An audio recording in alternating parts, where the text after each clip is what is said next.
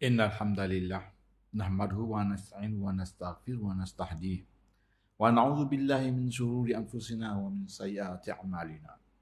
Man yahdihillahu fala mudilla lahu wa man yudlil fala hadiya lahu. Asyhadu an la ilaha illallah wahdahu la syarika lah wa asyhadu anna Muhammadan 'abduhu wa rasuluh. Ya ayyuhalladzina amanu taqullaha haqqa tuqatih wa la tamutunna illa wa antum muslimun. يا أيها الذين آمنوا اتقوا الله وقولوا قولا سديدا يصلح لكم أعمالكم ويغفر لكم ذنوبكم ومن يطع الله ورسوله فقد فاز فوزا عظيما أما بعد فإن أصدق الحديث كتاب الله وخير الهدي هدي محمد صلى الله عليه وسلم وشر الأمور محدثاتها وكل محدثة بدعة وكل بدعة ضلالة وكل ضلالة في النار. Amsayna ala fitratil Islam wa kalimatil ikhlas wa ala dini nabiyina Muhammad sallallahu alaihi wasallam wa ala millati abina Ibrahim hanifa wa ma kana minal musyrikin. Yang berdosa Tuan Nazir Masjid Timbalan Setiausaha Bandar Hari dan para JK yang dimuliakan, yang dirahmati imam yang memimpin salat maghrib sebentar tadi, yang mendoakan kepada kita kebahagiaan kita dunia dan akhirat, dan tak putus-putus mendoakan kemenangan muslimin mujahidin di Gaza dan kehancuran Yahudi di Palestin. Dan juga Bilal yang mengumandangkan azan siap awal datang mempersiagakan masjid menyambut kita semua. Dan seterusnya muslimin muslimat, hadirin hadirat yang dikasihi Allah. Assalamualaikum warahmatullahi wabarakatuh. Bersyukurlah kehadirat Allah SWT kerana telah menganugerahkan kepada kita satu masa untuk kita memenuhi jadual Allah. Dan nikmat terbesar kita di saat ini ialah kita dapat memenuhi jadual Allah itu di rumah Allah. Inilah yang terbesar pada saat ini. Kerana pada masa ini ada kesemua dapat hadir di rumah Allah untuk memenuhi jadual Allah itu. Itu adalah anugerah Allah kepada sesiapa yang dikehendaki. Sesiapa yang dapat bersyukurlah dan berdoalah kepada Allah supaya dia sentiasa ke depan dan sentiasa dapat menghadiri di rumah Allah seperti mana Nabi sallallahu alaihi wasallam hadir ke masjid setiap hari. Ulang-alik Nabi ini ke masjid setiap hari, tak pernah terputus sampailah ke akhir hayatnya. Lelaki Islam, ke mana nak pergi lelaki Islam? Iaitu ulang-alik ke masjid selagi mana dia mampu, selagi mana ada kudrat, selagi mana ada kuasa, selagi mana ada masa, selagi mana ada kesempatan, selagi ada upaya, datanglah ke masjid seperti mana Nabi ini hadir ke masjid. Kita sambung lagi tajuk pada petang bahagia ini. Tajuknya ialah ketika seorang mukmin bangkit dari kubur, ia terus disambut oleh dua malaikat yang bersamanya sewaktu di dunia dan juga oleh amalnya. Maksudnya apabila kita dibangkit dari kubur, ada orang yang sambut kita, ada yang alu-alukan kita. Itu untuk kita insya-Allah ada alu-aluan dan ada kebahagiaan kita, ada kehormatan kita. Seperti mana Allah selalu ingatkan, inna hadza kana lakum jazaa wa kana sa'yukum mashkura. Inna hadza kana lakum jazaa. Ini adalah balasan kamu apabila kita masuk surga nanti. Inna hadza kana lakum jazaa. Inilah balasan kamu. Wa kana sa'yukum mashkura. Dan apa yang kamu lakukan, kamu beramal soleh, datang ke masjid setiap langkah itu, mashkura, dihargai. Sesiapa yang tak kepada Allah, setiap perbuatan dihargai oleh Allah. Inna nahnu nuhyil mauta wa naktubu ma qaddamu wa atharuhum wa kulla syai'in ahsaynahu fi imamin mubin. Kami hidupkan yang mati dan kami tulis setiap pergerakan kamu, kami tulis apa yang kamu lakukan dan kesan kebaikan kamu lakukan, kami tulis dan kami simpan di kitab yang besar. Imam Mubin itu maknanya kitab yang besar, bukan imam, kitab yang besar. Dan itu berkaitan dengan perkara ini. Apabila kita dibangkit, setiap langkah kita di dunia itu adakah langkah yang dikehendaki oleh Allah? Kalau langkah dikehendaki Allah, mashkura, dihargai. Tak kira apa saja perbuatan dihargai dan apa saja kesan kebaikan itu dicatat. Dan tibalah masanya untuk kita melihat apa yang kita buat. Tiba masanya nanti, adakah kita buat apa sekarang, apa yang kita buat sama ada baik atau yang buruk. Adakah Ada akan berlalu pergi. Seperti debu dihembus angin, berlalu pergi. Itu orang kafir. Orang kafir begitulah keadaannya dan pada pemikirannya. Apabila mati, tamatlah segala-galanya. Kita pula diingatkan, apabila mati, kamu teruskan kehidupan. Apabila kamu mati, kamu mulakan lagi kehidupan. Meneruskan kehidupan kamu. Kamu tetap berjalan sampai tamat garis terakhir yang di pintu syurga. Itu kita. Dan lalu Allah utus Nabi untuk bawa perkara ini kepada kita. Kita pun yakin. Innana sami'na munadiyan yunadi lil iman. Aminu birabbikum fa'amanna. Kita beriman kepada penyeru ini, iaitu Nabi Muhammad sallallahu alaihi wasallam.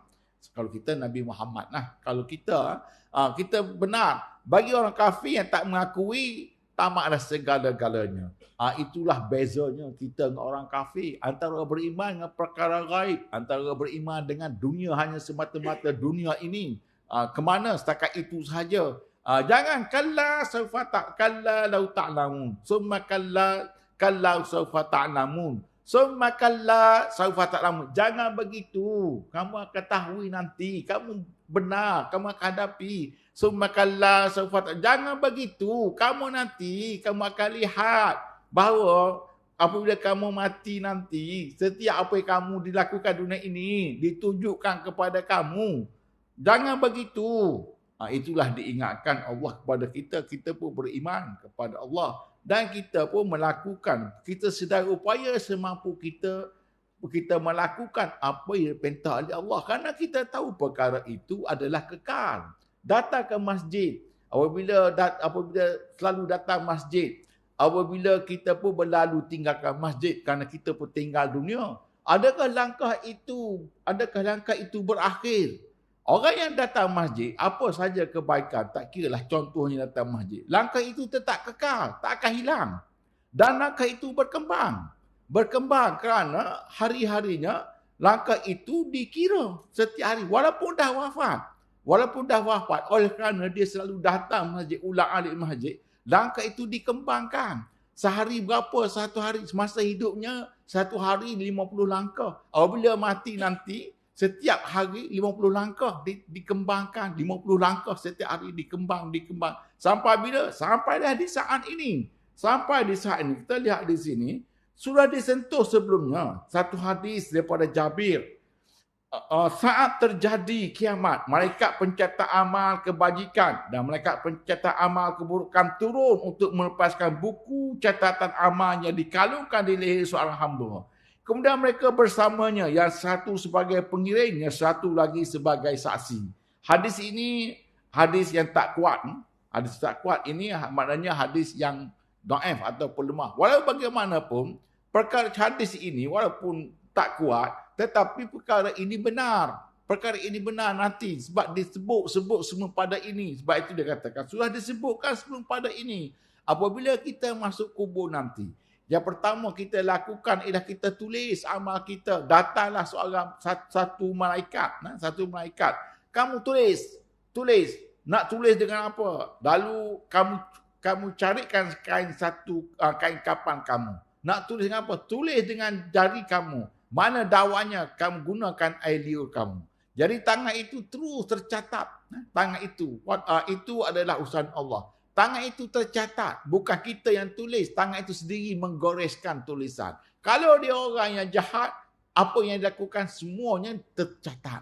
Orang yang beramal soleh, tangannya menulis apa yang amal solehnya dia lakukan. Tangan itu bergerak. Dalam masa yang singkat saja, hidup 60 tahun.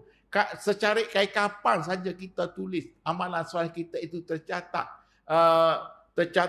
dan lalu dikalungkan di leher. Itu yang kita catat. Yang mereka catat tu lain, yang ini catat lain. Dia akan sama. Apa yang tangan tertulis dengan kanan tulis, dengan kiri tulis sama. Itu keadilan Allah. Boleh jadi dia akan nanti tanya, betul ke dia catat? Lalu dibuka kalung itu. Kalung yang dia buka, tengok sama, tak sama. Kemana kamu nak pergi? Fa'ina tazhabun. Kemana kamu nak pergi? Allah tetap adil. Apabila datangnya hari kita menghadap Allah, di sini disebut, saat terjadi kiamat, malaikat pun kita pun menghadap Allah. Sebelah kanan kita pencatat kanan, sebelah kiri kita pencatat kiri. Sebelah kanan itu rakib, sebelah kiri itu atid. Belakang kita ada juga, iaitu malakul maut yang selalu tengok kita 70 kali saja, itu malakul maut. Tapi di sini tak ada malakul maut. Di sini adalah pencatat kanan dan pencatat kiri, pengiring, dan satu lagi sebagai saksi. Dan lalu dilepaskan kalung itu, dilepaskan, ditunjukkan apa yang tercatat di situ. Itu keadaan Allah Subhanahu Wa Taala. Ahli syurga memanglah dia ahli syurga. Kalau ahli syurga, memang ahli syurga, dia tak akan lagi ke mana. Ahli syurga memanglah syurga. Kerana catatan itu catatan amal-amalan syurga. Ahli neraka memang ahli neraka. Kerana catatan itu catatan perbuatan-perbuatan amalan neraka. Ke neraka lah orang itu. Mana mungkin nak ke syurga kalau dah beramal dengan amalan neraka. Beramal syurga, takkanlah nak pergi ke neraka. Amal syurga masuk syurga lah. Berhati-hatilah dengan dunia ini. Apa yang dilakukan, pastikan dia ke arah ke syurga. Biarlah dia arah keredaan Allah apa yang kita lakukan. Apa saja kita lakukan. Jangan sekali-kali membawa kemurkaan Allah. Afaman ittaba'a ridwanallah kaman ba'a bisratin wa ma'wahu jahannam wa bi'sal masir. Sama ke? Afaman ittaba'a man ridwanallah. Sama ke orang yang mencari keridaan Allah dengan orang yang mendapat kemukaan di akhirnya? Sama ke? Orang ini mencari keridaan Allah, orang ini di akhirnya itu dapat kemukaan Allah. Wa ma'wahu jahannam. Orang murka Allah itu tepatnya neraka. Wa bi'sal masir, seburuk-buruk keburukan. Mana nak sama orang yang mencari keridaan Allah dengan orang yang dapat kemurkaan? Mana sama? Itu maksudnya ahli neraka ialah ahli neraka lah. Ahli syurga memang ia ahli syurga. Kerana perbuatannya itu ialah perbuatan yang diridai oleh Allah. Itulah perkara itu ditunjuk. Allah nak masukkan seseorang hamba itu ke syurga dengan penuh keadilan dan penuh kebenaran. Wa anna Allah laisa bizzallami lil abid. Allah tidak melakukan kezaliman kepada seseorang hamba. Tak akan berlaku kezaliman. Kalaulah kamu masuk neraka, kamu sendiri yang menyebabkan kamu ke neraka. Kalaulah seorang itu insya Allah kita semua masuk syurga. Kamulah yang membawa diri kamu ke syurga. Maknanya, orang ke neraka itu dia bawa ke neraka. Orang ke syurga, dia bawa diri ke syurga. Fa'alamaha fujurha wa taqwaha. Waqad aflaha man zakkaha wa qad khaba man dassaha. Aku dah beri hidayah kepada kamu. Mana neraka dan mana syurga dan mana neraka. Orang yang menuju ke syurga sampailah ke syurga. Itu diingatkan kepada kita. Di dunia ini berhati-hati. Dunia ini yang menentukan kita. Dunia ini apa yang kita lakukan itulah yang membawa kita ke syurga. Di dunia ini apa yang kamu buat, apa yang kamu lakukan itu yang membawa kamu ke neraka. Kalaulah kamu beramal dengan amalan neraka. Itu diingatkan. Dan perkara itu Allah tentukan dengan adil. Dengan adil. Bukan ambil secara undi. Tak ada. Allah tentukan dengan adil. Bahawa orang yang masuk syurga itu memanglah keadaan Allah. Yang ke neraka itu memang pun Allah tidak zalimi pun. Dan Allah tidak menzalimi kepada seseorang pun. Walaupun dia masuk neraka. Kerana dia sendiri memilih jalan itu. Sedangkan aku dah hantar Rasul. Anak Allah kata, aku dah hantar Rasul kepada kamu. Kenapa kamu tak ikut Rasul? Itu utusan aku. Itu salah kamu lah. Sebab kamu memang tak nak ikut dia, memanglah kamu sampai ke neraka. Kenapa pula nak kata aku zalim? Aku tak pernah menzalimi. Walaupun kamu ke neraka. Kamu yang menzalimi diri kamu sendiri. Yang masuk surga itu, kamu dihargai kerana perbuatan kamu. Dan diriwayatkan lagi di sini, diriwayatkan oleh Abu Nuaim dari Sabit Banani bahawa ia sedang membaca surah Fussilat. Ketika sampai pada ayat, sesungguhnya orang yang mengatakan, Tuhan kami, innal ladzina qalu rabbuna Allah, summa istaqamu tatanazzalu alaihimul malaikatu alla takhafu wa la tahzanu. Maksudnya, apabila sampai di situ pada ayat yang dibaca tadi, innal ladzina qalu rabbuna Allah summa istaqamu. Sesungguhnya orang yang menyatakan Tuhan kami Allah, kemudian mereka meneguhkan pilihan mereka, maka mereka akan turun kepada mereka. Mereka akan turun kepada mereka. Maknanya kami mendengar, ia berhenti dan berkata, kami mendengar bahawa begitu seorang hamba yang beriman dibangkitkan di kuburnya, ia langsung disambut oleh dua malaikat yang bersamanya di saat itu di dunia dan berkata kepada jangan takut dan jangan bersedih. Bergembira dengan syurga yang dijanjikan kepada kamu. Nah inilah maksud tajuk itu tadi ya. Ketika seorang hamba bangkit di kubur, dia disambut oleh dua malaikat. Ini ditafsirkan dalam ayat tadi. Ayat tadi surah Fussilat. Surah Fussilat. Tak dinyatakan ayat keberapa di sini. Tapi surah Fussilat ayatnya ialah innal lazina qalu rabbuna Allah summa istaqamu tatanazzalu alaihimul malaikatu alla takhafu wa la tahzanu wa basyiru bil jannati allati kuntum tu'adun. Orang yang beriman kepada Allah, kemudian dia beristiqamah, sumastaqamu, apa yang mereka berdiri di atas kalimah la ilaha illallah, lalu mereka teguhkan mereka, maka mereka akan turun kepadanya. Mereka turun kepadanya mengikut tafsirnya ketika dia dibangkit dari kubur. Disambut oleh dua malaikat. Dua malaikat itu dari hadis pertama tadi kata malaikat sebelah kanan dan malaikat sebelah kiri. Dan malaikat itu berkata, kami mendengar orang beriman langsung sama malaikat itu berkata kepadanya, malaikat itu malaikat yang sentiasa catat amalannya di dunia. Malaikat itu sambutnya, itu dua-dua malaikat itu pernah berkhidmat catat kepadanya, pernah menjaganya semasa dunia dan berkata kepadanya, Allah takhafu wa la tahzanu. Janganlah kamu takut dan bersedih, bergembiralah. Wa abshiru, bergembiralah. Bergembiralah dengan surga yang telah dijanjikan kepada kamu.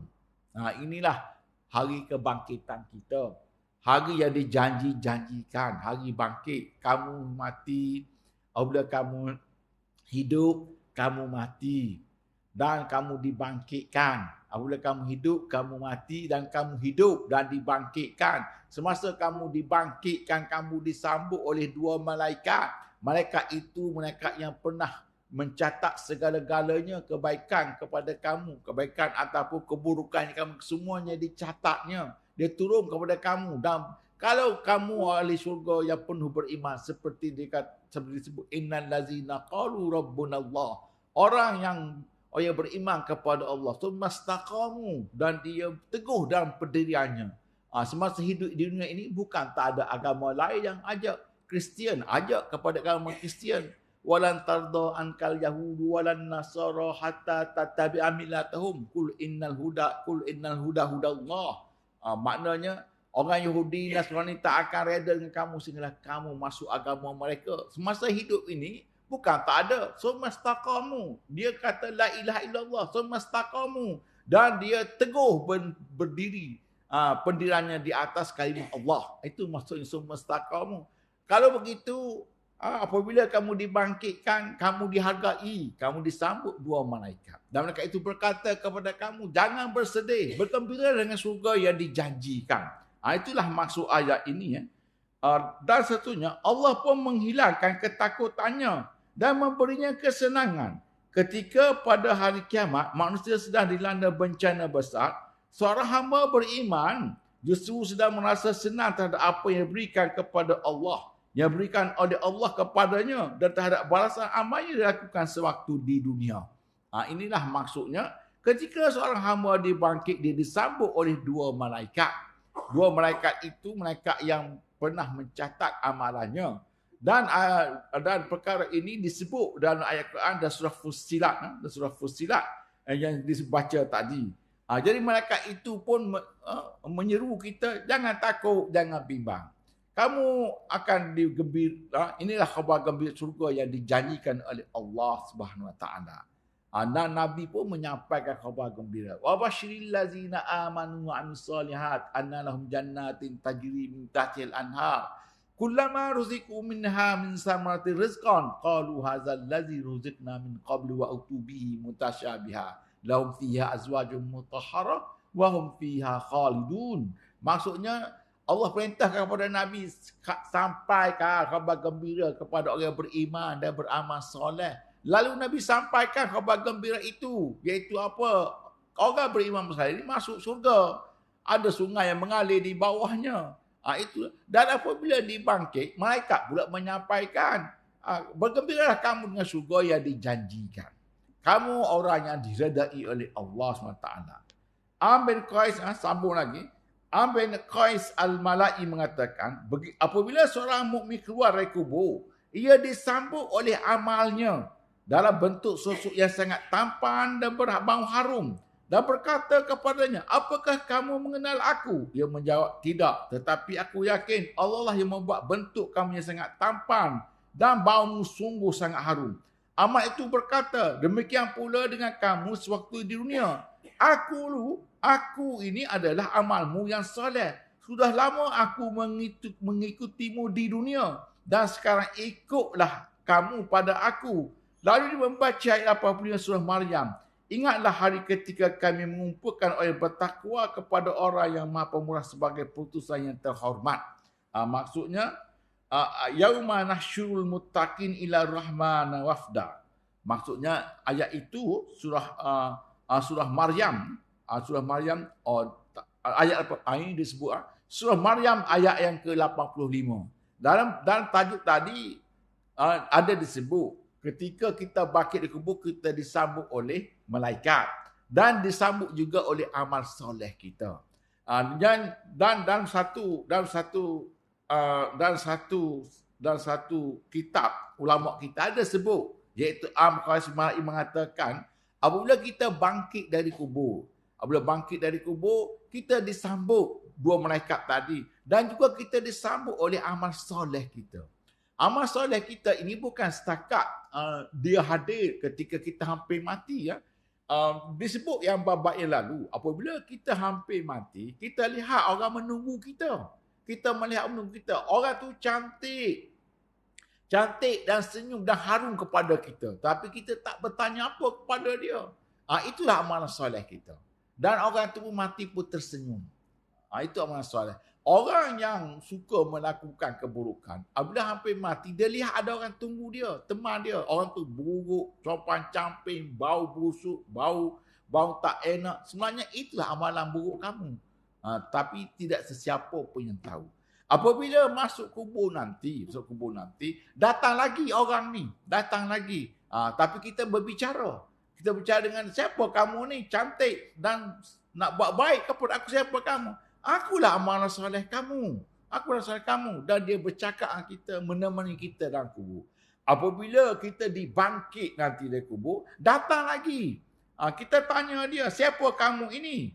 Akulah amalan soleh kamu. Selama kini, aku ikut kamu dah lama dah ikut kamu di dunia. Aku ikut kamu dah. Sekarang hari ini kamu ikutlah aku. Kali kamu ikutlah aku. Inilah maksud tafsir Allah Ta'ala dan surah Maryam ayat 85. Mengikut pendapat ini, yauma nahsyurul muttaqin ila rahmana wafda. Maksudnya, ingatlah ketika kami kumpulkan nahsyurul yaumal muttaqin, nahsyurul muttaqin, kami kumpulkan orang bertakwa kepada Tuhan, ila rahman, kepada Tuhan yang maha pemurah, wafda, sebagai putusan yang terhormat. Sebagai kami utuskan mengumpulkan dan bertakwa sebagai perutusan yang terhormat.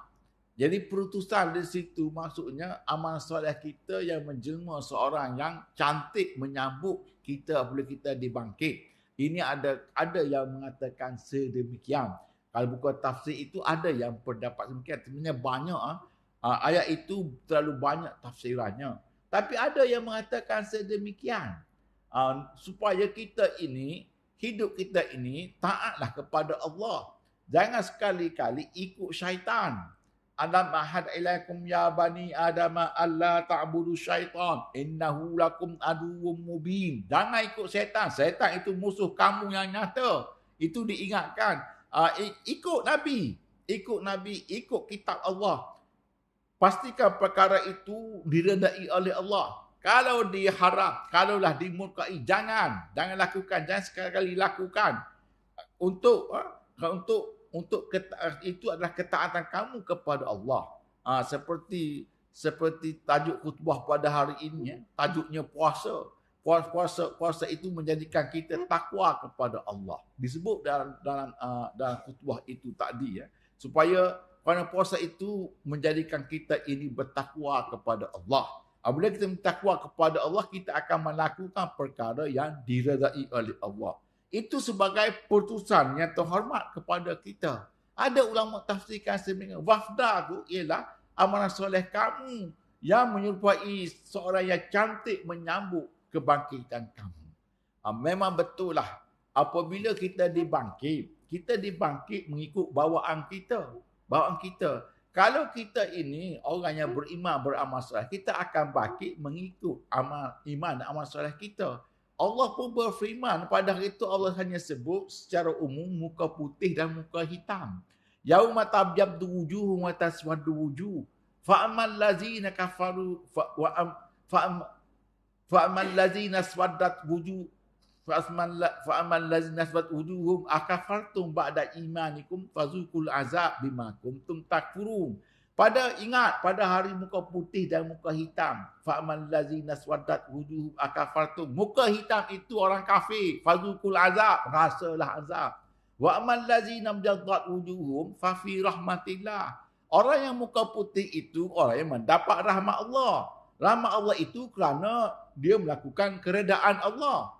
Apabila dapat laku keredaan Allah, dapat rahmat Allah. Laku perkara yang murka oleh Allah, dapat laknat Allah. Murka itu neraka. Reda itu syurga. Peganglah. Reda syurga. Murka neraka. Reda itu dapat rahmat. Murka itu dapat laknat. Jadi, bila dibangkitkan, ada muka hitam, ada muka putih. Mana nak sama? La yastawi ashabun nari ashabul jannah. Dan ayat sebelum pada itu diingatkan. Ya ayyuhallazina amanu taqullah wal tanzur nafsum ma qaddamat lighadin wattaqullah innallaha khabirum bima ta'malun. Wala takunu kallazina nasullah fa ansahum anfusahum ulaika humul fasiqun la yastawi ashabun nar wa ashabul jannati humul faizun. Di dunia tak sama, kerana mereka banyak cenderung kepada kemurkaan Allah. Apabila dibangkitkan tak sama muka hitam dan muka putih. Kita muka putih insya-Allah tak akan sama. Kenapa? Kerana di dunia dahulu Tuhan ingatkan, jangan jadi seperti mereka kerana mereka lupakan Allah. Wala takunu kallazina nasullah. Kamu jangan jadi seperti orang yang lupakan kepada Allah. Lalu Allah lupakan dia. Allah lupakan dia maksudnya di akhirat nanti. Kalaulah kamu lupa Allah nanti, Allah pun lupakan kamu. Allah lupa kamu di akhirat nanti. Dan lupa kamu wala takunu kallazi anfusahum ansahum ulaika humul fasiqun. Mana jangan kamu jadi orang yang wala takallina nasullah fa ansahum. Jangan kamu jadi orang yang lupakan Allah. Lalu Allah lupakan mereka, itu di akhirat. Dan Allah berfirman lagi, ya. Fazuku bima nasitum liqa ayamikum haza. Inna nasinakum fazuku azabal khuldi bima kuntum ta'malun. Fazuku bima nasitum. Fazuku bima nasitum haza. Rasalah azab yang kamu lupa kepada aku hari ini. Inna nasinakum, aku pun lupa kepada kamu. Bermaknanya ayat tadi, jangan jadi seperti orang yang lupa Allah. Dan jangan kamu jadi seperti orang yang lupakan Allah. Lalu Allah lupakan mereka. Di akhirat nanti, inna hazakana fazuku bima nasitum liqa ayamikum haza. Rasalah azab dari pertemuan ini yang aku lupa kepada kamu. Jadi Allah akan lupa. Kamu lupa aku di dunia dahulu. Sekarang ni aku pun lupa kamu. Kamu ke mana? Kamu ke neraka, pergilah kamu ke neraka. Fazukul azab bima kuntum ta'malun. Pergilah kamu ke neraka dengan apa yang kamu lakukan. Begitulah juga dengan hal ini. Jadi perkara itu tak sama sekali apabila mati, apabila dalam kubur, apabila dibangkitkan. Dan akhir sekali Allah berfirman, wamtazul yauma ayyuhal mujrimun. Berpisahlah kamu wahai orang-orang yang ke neraka. Berpisah. wamtazu yauma ayyuhal mujrim. Berpisahlah kamu wahai orang-orang yang berdosa daripada orang-orang yang taat kepada Allah. Kita pun menuju ke surga. Berpisahlah dia pun ke neraka. Berpisahlah kita dengan mereka. Kerana hala tuju hidup sudah dijelaskan. Orang yang beriman bersama hala tuju hidupnya jelas kepada Allah. La ilaha illallah. Orang kafir hala tujunya berbagai-bagai jalan. Tak tahu yang mana satu. Terlalu banyak mereka pegang. Dan sehinggalah mencelaru. Sehingga mencelaru fikiran mereka. Tak nampak langsung apa yang sebenarnya. Yang sebenarnya, yang sebenarnya tak nampak. Yang mereka kata apa? Tak, itu bukannya benar. Itu pun rekaan kami pun ada. Maknanya, akhir sekali berpisahlah. Hari perpisahan itu barulah tahu. Barulah nak mengaku. Barulah nak mengaku siapa yang benar. Pada ketika itu tak guna lagi kepada orang. Qul yaumal fathi la yanfa'ul ladzina kafaru imanuhum walahum yunzarun. Pada hari itu hari kemenangan kita. Pada hari itu tak berguna lagi iman orang kafir. Kerana orang kafir ini minta beriman. Minta nak kembali ke dunia. Qul yaumal fathil ladzi yanfa'ul ladzina kafaru imanuhum walahum yunzarun. Dan tidak ada penangguhan lagi. Maknanya tidak ada kembali ke dunia. Tak ada. Ke mana? Walanya pergilah kamu ke neraka. Itu diingatkan kepada kita tentang kehidupan. Tentang kehidupan. Apa yang kamu buat dicatat, disimpan. Dan mereka itu akan saksi kepada kamu di hari bangkit. Dan perbuatan amal soleh kamu pun datang. Ada juga dikisahkan, ada kisah riwayat. Apabila kita dibangkit, kita akan menuju kepada mahsyar.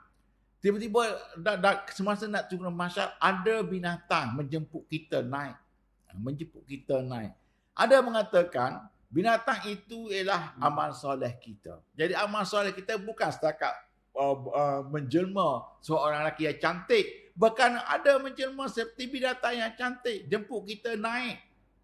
Dan itulah amalan soleh kita nanti. Dan dia bawa kita kepada mahsyar. Menghadap Allah SWT.